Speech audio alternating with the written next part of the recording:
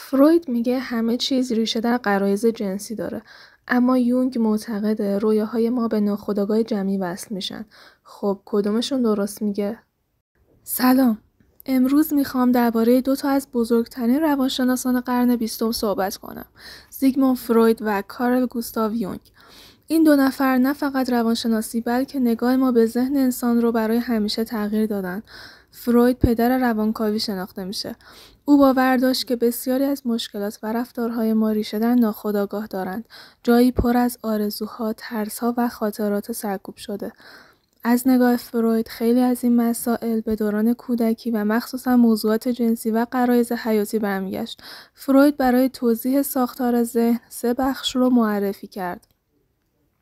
اولیش اید، بخش غریزی و ناآگاه، پر از میل‌ها و خواسته‌های فوری. ایگو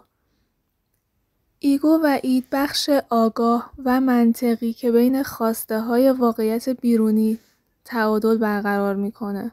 سوپر ایگو، وجدان اخلاقی و صدای باید و نبایدها که از جامعه و فرهنگ میاد.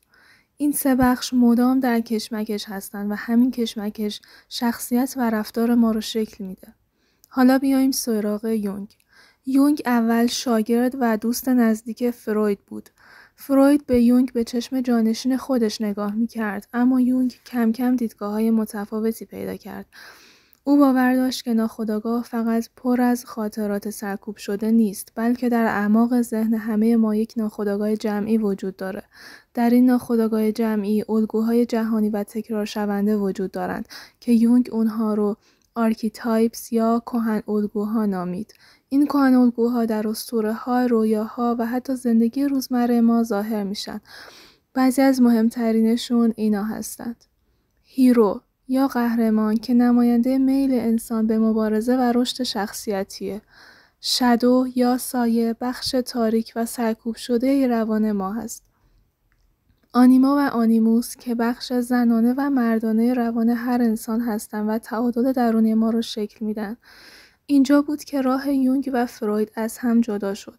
فروید همه چیز رو به غرایز زیستی و جنسی برمیگردوند، اما یونگ به بعد معنوی و نمادین ذهن هم توجه میکرد. او معتقد بود ما باید با ناخودآگاه خودمون ارتباط برقرار کنیم، به رویاها توجه کنیم و با سایه‌ها و بخش‌های پنهان خودمون روبرو بشیم تا به رشد واقعی برسیم. در واقع فروید بیشتر به درمان مشکلات روانی متمرکز بود، ولی یونگ به دنبال کشف معنا در زندگی و سفر درونی انسان بود. همین تفاوت باعث شد که یونگ و فروید از هم فاصله بگیرن، اما هر دو مسیرشون تاثیر عمیقی روی روانشناسی مدرن گذاشت. امروز روانشناسی فرویدی هنوز در روانکاوی کلاسیک کاربرد داره و افکار یونگ الهام بخش خیلی‌ها در زمینه خودشناسی، فلسفه، هنر و حتی معنویت شده. پس می‌بینیم که این دو نفر مثل 2 شاخه جدا درخت روانشناسی مدرن رو تشکیل دادن. یکی با تمرکز بر غرایز و ناخودآگاه شخصی و دیگری با کشف ناخودآگاه جمعی و کهن الگوها. حالا میخوام از شما بپرسم، شما بیشتر با کدام نگاه ارتباط میگیرید؟ نگاه فروید که ریشه مشکلات رو در غرایز میبینه، یا نگاه یونگ که به نمادها و معنای عمیق زندگی توجه میکنه؟ کامنت بذارید و بهم بگید. در اینجا داستانی از یونگ و فروید رو میشنویم که به شناخت شما بهتر کمک میکنه. فروید بیماری داشت که از درد شدید دست و پایش شکایت میکرد، اما هیچ دلیل جسمی وجود نداشت. فروید متوجه شد که او در کودکی شاهد دعوای شدید والدینش بوده و احساس ناتوانی کرده است. بدنش ناخودآگاه این احساس ناتوانی را به شکل درد جسمی بروز میداد. فروید این را نمونه‌ای از سرکوب و بازگشت ناخودآگاه میدانست. یونگ بیماری داشت که کابوس میدید. در اعماق دریا با یک مار عظیم روبرو می شود. یونگ این رویا را نه فقط یک تجربه شخصی بلکه نشانه از ناخودآگاه جمعی دانست. مار را نماد کهن‌الگوی تبدیل و دگرگونی می دانست. بعد از کار روی رویا زن توانست تغییر بزرگی در زندگیش ایجاد کند.